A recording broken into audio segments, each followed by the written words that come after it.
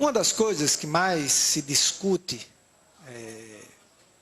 hoje no Estado são as finanças do governo do Estado, que não consegue pagar os salários em dia, que não consegue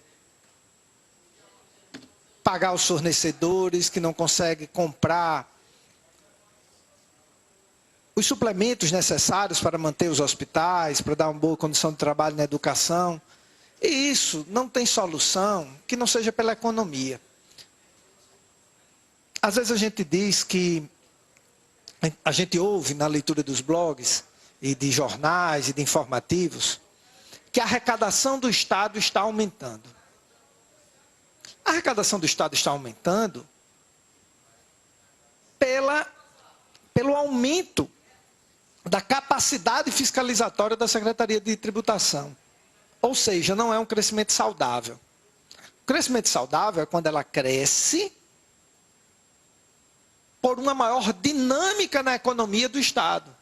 O Estado está produzindo mais empregos, está produzindo mais produtos, está exportando mais produtos para fora do Rio Grande do Norte e para fora do Brasil, aí a arrecadação aumenta de forma saudável. Não que a Secretaria de Tributação não deva cumprir o papel dela e cumpre muito bem. Mas existe outra forma muito mais saudável. Porque o crescimento econômico, ele gera emprego. Às vezes, quando a Secretaria de Tributação vai espremendo, o pequeno comerciante não aguenta e, para pagar imposto, demite funcionário. Demite. E aí ele gera o efeito inverso. Só que a construção de uma plataforma de desenvolvimento econômico, ela não é simples e não é da noite para o dia. O problema do Rio Grande do Norte é que ela sequer foi iniciada. Nós não temos um gerenciamento econômico feito pelo Estado. Você tem atividades econômicas que existem pelos potenciais naturais do Rio Grande do Norte e pelo empreendedorismo de uma série de empresários que cuidam disso. Mas não é por causa de uma política de governo. Eu vou dar um exemplo. Dar um exemplo claro. Turismo. Nenhum turista sai de São Paulo, ou da Europa, ou dos Estados Unidos, ou de Brasília para vir para Natal, por causa de uma ação articulada do governo. Ele vem por causa das praias, ele vem porque nosso povo é bom, ele vem por causa do nosso clima. E ele chega aqui, ele é bem atendido pelo investimento privado feito pelo empresariado potiguar. Não há uma política pública para atrair o turista, muito pelo contrário. As ações que são obrigações do Estado espantam o turista. Os altos índices de violência, a sujeira, a falta de organização, o acesso ao aeroporto inadequado, a falta de roteiros integrados dentro dos pontos turísticos potiguares. Então o Estado não só não ajuda, como atrapalha. Todas as vezes que sai uma notícia sobre a violência de Natal, sobre os desmandos administrativos do Rio Grande do Norte, ele atrapalha a atividade econômica. Então, o Estado, você não tem uma política pública do Estado para gerar empregos, riquezas e impostos, para transformar esses impostos em justiça social através de serviços públicos. E tem outro fator também fundamental e básico, e que aqui é desconsiderado, que é a educação. Nenhuma sociedade na história do mundo deu saltos na sua economia e na qualidade de vida do seu povo sem investir pesadamente em um projeto de educação direcionado. A Coreia deu um salto e os países, os tigres asiáticos, porque eles direcionaram a educação para matemática, engenharia, e lá hoje você tem cases mundiais de empresas que vendem produtos de alta tecnologia para o mundo, e esse dinheiro vem para dentro da Coreia e desses países, e ele é distribuído com o seu povo através de oportunidades, diretas e indiretas. Aqui não tem isso. Nós não temos um investimento básico em educação. Nossa educação é a segunda pior do Brasil. E não é à toa que é o segundo estado mais violento do Brasil. Será que uma coisa não tem nada a ver com a outra?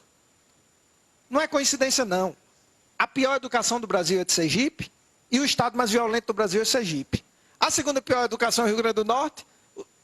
Então, você também não vai ter desenvolvimento econômico se você não tiver educação. Tudo está conectado com a educação e com a economia. Tudo, tudo. E aqui são dois assuntos tratados. Precisa equilibrar os salários. Precisa equilibrar as finanças do Estado. Diminui o salário do servidor, retirando direitos. Ou corta a quantidade de viaturas, de diárias, ao invés de se olhar para vamos arrecadar mais. Você precisa de um ambiente saudável e seguro para os empresários. Você precisa sentir que a prioridade de infraestrutura não é assistencialismo com café da manhã e almoço subsidiado. Porque o Estado, o cidadão tem acesso lá, o que tem acesso, que geralmente não é quem está passando fome, paga uma mixaria, mas o Estado paga o prato cheio. Não era melhor gerar emprego para essas pessoas? Você gera emprego, por exemplo, você tem restaurantes populares no Seridó. Se você investir na indústria têxtil do Seridó, esse cidadão não vai passar fome, ele vai ter emprego. Muito melhor do que a esmola é emprego. Qualquer cidadão de bem quer isso, ele quer trabalhar, ele quer ter dignidade, ele não quer viver de esmola.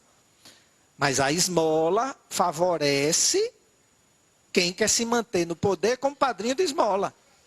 O governador agora está na distribuição de cheques no interior.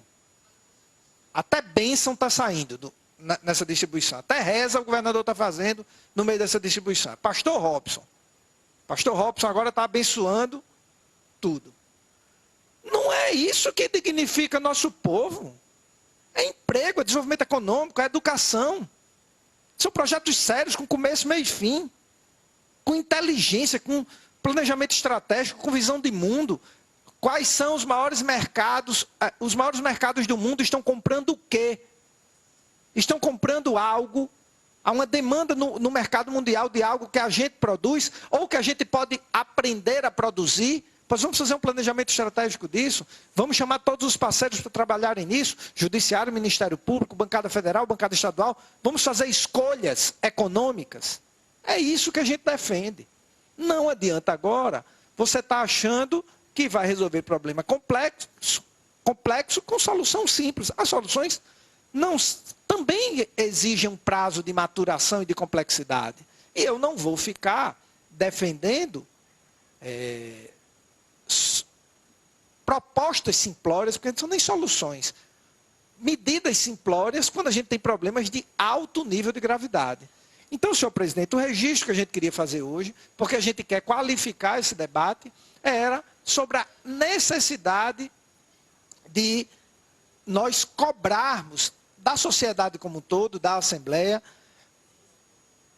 do conjunto da sociedade e do Poder Executivo, medidas no sentido que a gente construa um projeto econômico e educacional para o Rio Grande do Norte. Porque se os alicerces forem esses dois, tudo no entorno fica muito mais fácil de resolver. Com solidariedade a gente